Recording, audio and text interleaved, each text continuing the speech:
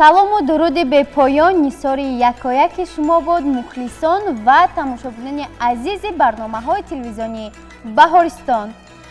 чун ҳамешагӣ дар ин вақту соат манзури шумост нашри навбатии барномаи алифбои роҳ. бинандагони гиромӣ тавре ки огаҳ ҳастед, дар барномаи мо ду даста иштирок мекунанд, аниқтараш ду даста миёни ҳамдигар қувва озмоӣ мекунанд. табиист ки дастаи хубтару бехато шартҳои барномаро иҷро кунад, ғолиби барнома дониста мешаванд. хуб, тамошобинони азиз, биёед сараввал бо дастаҳо аз наздик шинос мешавем ва мегузарем ба иҷрои шарти аввали барнома.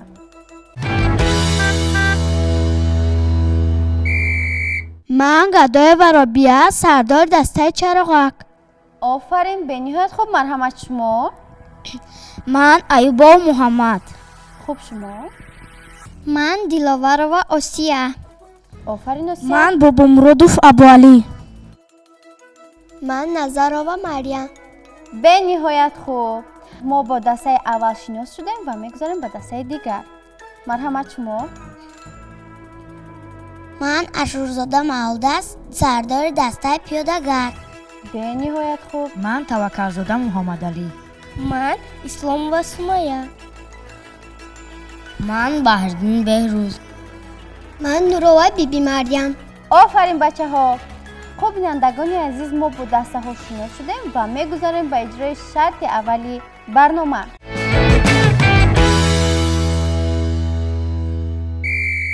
шарти аввали барнома чунин аст. тавре ки дида истодаед, дар рӯи ин миз аломатҳо гузошта шуданд, вале бояд бигӯям ки ҳар як аломат ба 3 қисм тақсим шудааст. дар маҷмӯъ дар ин ҷо расми 2 аломат аст. супориш барои шумо чунин аст. бояд як нафар иштирокчӣ бо самакат саҳнаро давр зада як қисми аломатро гирифта ба назди дигар иштирокчиён барад. дигар иштирокчиёнро зарур аст ки аз ин пораҳо аломатҳои роҳро ҳосил кунанд. шарти аввали барнома ба шумо фаҳмост? бале. бениҳоят хуб, шурӯъ мекунем аз дастаи чароғак. марҳамат, як нафар ба назди самакат равед, дигар иштирокчиён шумо ба назди тахтача. абуалӣ, омода ҳастед? ин тавр ки бошад, бо ҳисоби ман шурӯъ мекунем. 1 2 3 рафтем.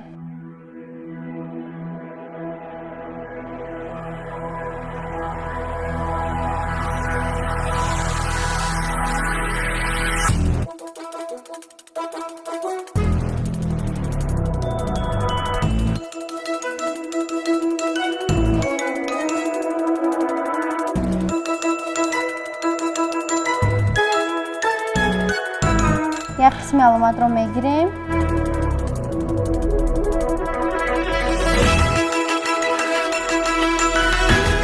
офарин, бачаҳо.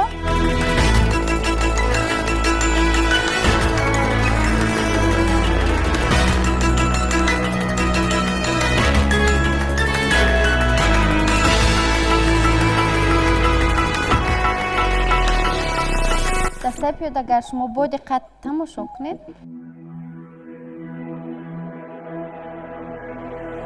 дастаи чароғак аллакай як аломатро ҳосил карданд.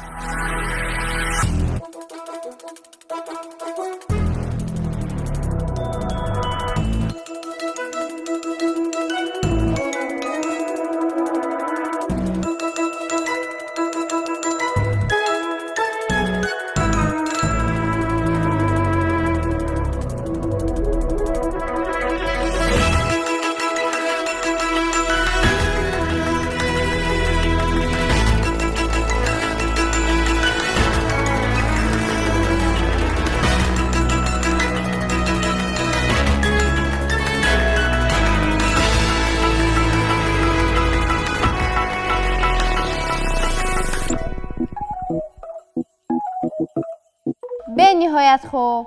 хуб, тамошобинони гиромӣ, тавре ки худи шумо шоҳид гардед, дастаи чароғак шарти аввали барномаро дар муддати 1 дақиқаву 54 сония ба анҷом расонидан. офарин, абуалӣ, марҳамат, гузашта дар ҷои худ шинед. хуб, рафта мебинем ки дигар иштирокчиён кадом маълумотҳоро ҳосил карданд. کانی دخترها شما کدام علامت ها رو حاصل کرده؟ علامت یکم در آمدن من است نام دارد. هر جایی که این علامت گذاشته ماشین های بیگانه باید ندرآیند. علامت دوم باشد علامت بیمارخانه است. در کجایی که بیمارخانه است این علامت گذاشته می شود. آفرین، مرحمت گذاشته در جای خودشنید. بینندگان گرامی، شرط اول برنامه را دسته چراغک در مدت 1 دقیقه و 54 ثانیه به انجام رساندند. 2 علامت را حاصل کردند و توانستند که به ما درست شرح دهند. خوب میگذاریم به دسته پیاده‌گرد. خوب، از دسته پیاده‌گرد مرحمت یک نفر به نزد تمکد روید، آماده شوید و 2 نفر اشتراکچی دیگر به نزد تختچه. آماده میشیم و با حساب 3 شروع میکنیم. آماده هستید؟ 1 2 3. با احتیاط باشید.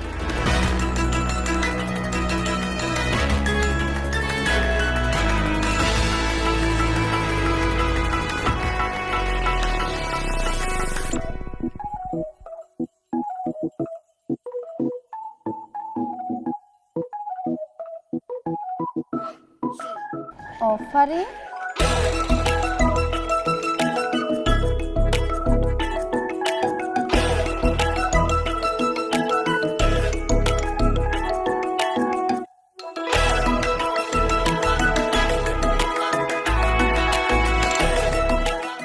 خوب.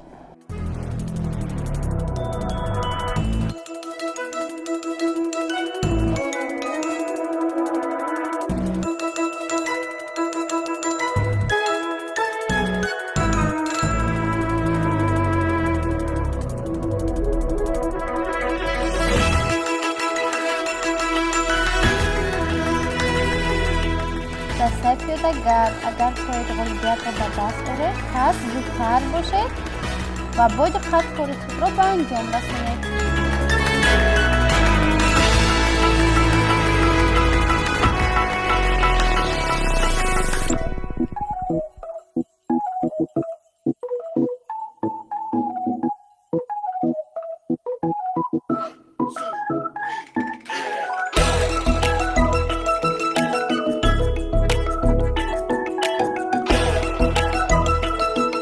آخری علامت نیز به نزد اشتراکچیان آمده رسید. آفرین بچه ها. بینندگان گرامی، دسته پیاده‌گرد شرط اولی برنامه را در مدت 1 دقیقه و 47 ثانیه به آخر رساندند. خوب، رفتن ببینیم که دیگر اشتراکچیان کدام علامت ها را حاصل کردند. مرحمت گذاشته در جای خودشنید. کانی دخترها شما کدام علامت های را حاصل کرده؟ علامت یکم در گذاشتن پیاده‌گردان من است نام دارد. در هر جایی که این علامت گذاشته شده است ما باید از این راه نگذریم. آفرین. خوب، علامت دوم چی باشد؟ علامت دوم علامت تاکسی می باشد. یعنی در هر جایی که این علامت است در نزدیکی ها تاکسی هست. میخیر؟ بله. آفرین بچه ها، مرحمت گذاشته در جای خودشید. خوب، بینندگان گرامی، طوری که شاهد گردید دسته پیاده‌گرد شرط اولی برنامه را در مدت 1 دقیقه و 47 ثانیه به انجام رساندند. 2 علامت را حاصل کردند و به ما درست شرح دادند. بار دیگر یادآور میشویم بینندگان گرامی، دسته چراغک شرط اولی برنامه را در مدت 1 دقیقه و 54 ثانیه و دسته پیاده‌گرد باشد در مدت 1 دقیقه و 47 ثانیه به انجام رساندند. از این رو به دسته چراغک 4 خال و به دسته پیاده‌گرد باشد 5 خال سپرده می شود. آفرین بچه ها.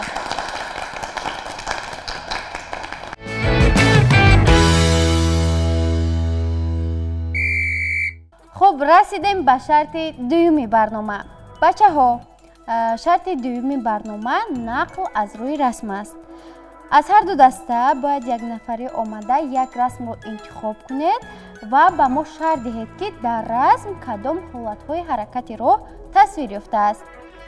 شرط دومی برنامه به شما فهم است؟ بله. این طور که باشد از دسته چراغک شروع میکنیم. مرحمت.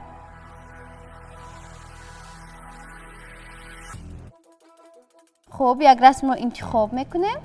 خب، بیاید من به شما کمک میرسونم. در این رسم یک پسرک و یک دخترک به قفای ترالبوس چسبیدند. این عمل دخترک و پسرک درست است؟ نه، آنها می توانند که به صدمه دچار شوند و بیماری های سخت را از خود کنند و باید هیچ کس این عملی آنها را تکرار نکنه. ما وقتی که به یگان جا می رویم باید اتوبوس یا ترالبوس را در ایستگاه انتظار شده و در آن سوار شویم. آفرین. جواب شما درست است. مرحمت گذاشته در جای خود شما. خب نوبت رو به دسته پیاده‌گرد میدیم. از دسته پیاده‌گرد مرحمت یک نفر اشتراکی آمده رسم رو انتخاب کنید.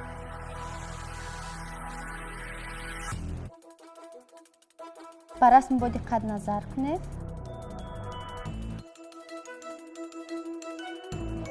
شما در رسم کدام حالت حرکتی راه رو می‌بینید؟ در این رسم یک پسر است که با تلفن می رود و در آنجا آواز ماشین رو نفهمیده به صدمه دچار می شود. عمل این نادرست است. خب برای چه پسرک آواز ماشین رو نمیشنود؟ برای آنکه وی با تلفن گپ میزند و در گوشهایش نواشنی مانده است. یعنی در گوشه پسرک گوش مونک است، از همین سبب وی صدای ماشین رو نمیشنود. ما باید راه رو چگونه گذاریم؟ ما باید به هر سو نگاه کرده وقتی ماشین نباشد بعد راه را گذاریم. از تلفن یا اینکه گوش مونک استفاده بریم؟ نه. یعنی خطرناک است در راه ماشین. آفرین، مرحمت گذاشته در جای خود شدید. خب بینندگان عزیز، طوری که دیده ایستادید اشتراکچیان هر دو دسته فعالند و فعالانه شرط دوم برنامه رو اجرا کرده ایستادند. نوبت رو باز میدیم به دسته چراغک. مرحمت شما یک رسم رو انتخاب کنید. بر رسم با دقت نظر کنید.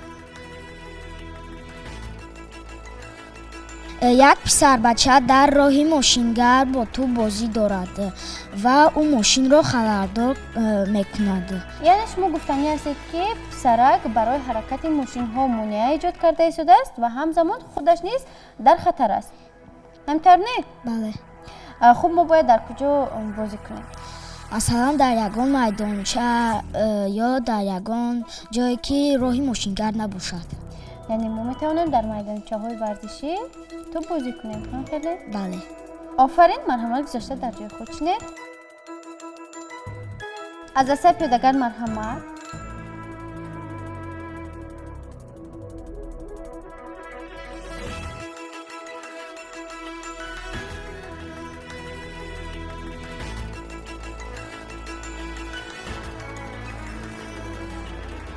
خب مریم، شما در رسم کدام حالت تصویر شده رو می‌بینید؟ در این رسم پسرک در دست خود تلفن دارد و با تلفن گپ میزند. برای همین ترالبوس را نمیبیند. یعنی پسرک با تلفن موبیلی صحبت کرده از راه گذشته ایستاده است. همینطور؟ بله. این عمل پسرک درست است یا نه؟ نه، این عمل پسرک نادرست است. برای چی؟ برای آنکه او وقتی که از راه ماشین گذشت بعد میتواند با تلفن صحبت کند. اگر ما با تلفن موبیلی صحبت کرده راه رو گذاریم صدای ماشین ها رو نمیشنویم، مبادا به صدمه دچار میشه. هم خیلی نه؟ بله. خب آفرین، مرحمت گذاشته در جای خود شدید.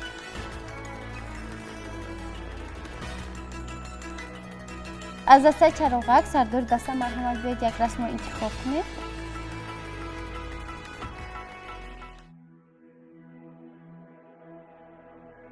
در این رسم نشان داده شده است که دخترک با ولوسیپد از راه ماشینگر گذشته ایستاده است.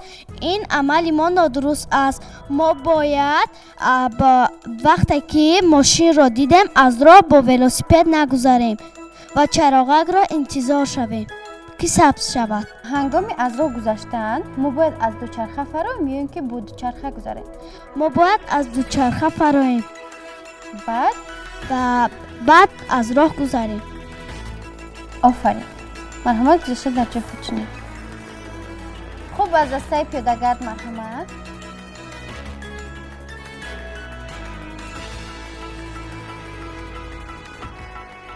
بر رسم با دقت نظر میکنیم.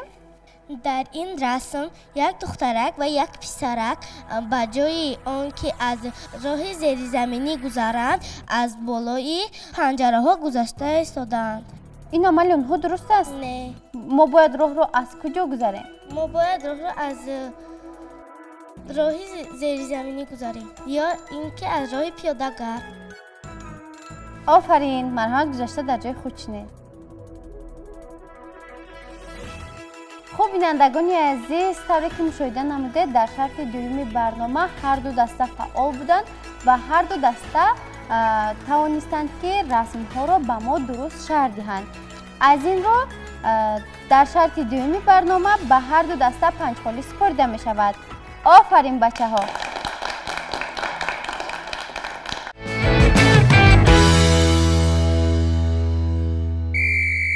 бачаҳо, дар шарти сеюми барнома мо зудҳаракатӣ ва албатта бодиққатии шуморо месанҷем. шумо бояд бо дучарха саҳнаро давр зада ва ҳар як аломате ки дар ин ҷо гузошта шудааст аз рӯи он ҳаракат кунед. шарти сеюми барнома ба шумо фаҳмост? бениҳоят хуб, ин таркиб бошад. аз дастаи чароғак шурӯъ мекунем. аз дастаи чароғак марҳамат як нафар ба назди дучарха равед. омода мешавем ва бо ҳисоби 3 шурӯъ мекунем. 1 2 3 рафтем. пиёдагардон гузашта истоданд. роҳро идома медиҳем. хуб,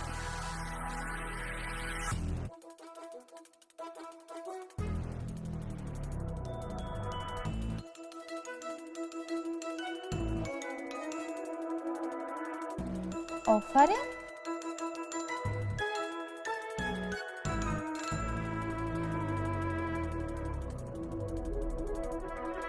роҳро идома медиҳем.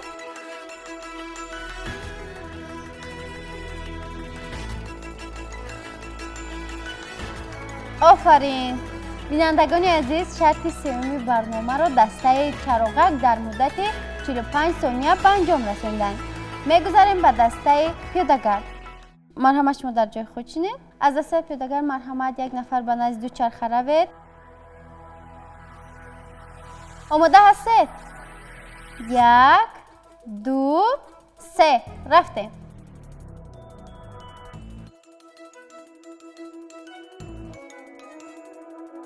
роҳро идома медиҳем. чароғак сабз аст. хуб,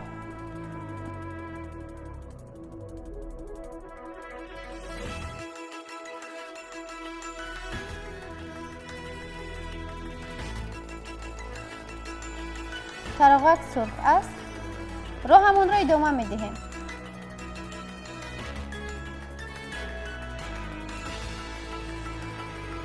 офарин. бинандагони гиромӣ, дастаи пиёдагард бошад шарти сеюми барномаро дар муддати 36 сония ба анҷом расонданд. аз ин рӯ ба дастаи чароғак 4 хол ва ба дастаи пиёдагард бошад 5 хол супорида мешавад. офарин.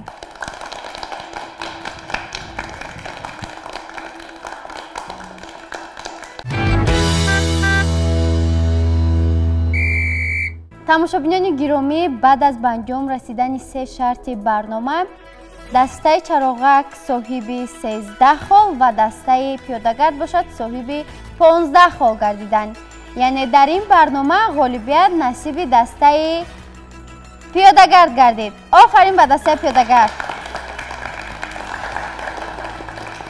дастаи чароғакро афтода намешавем, омода мешавем ва дар барномаҳои оянда омада иштирок карда ғолибиятро ба даст меорем. хуб бинандагони гиромӣ, дар ин ҷо нашри навбатии барномаи алифбои роҳ ба анҷом мерасад.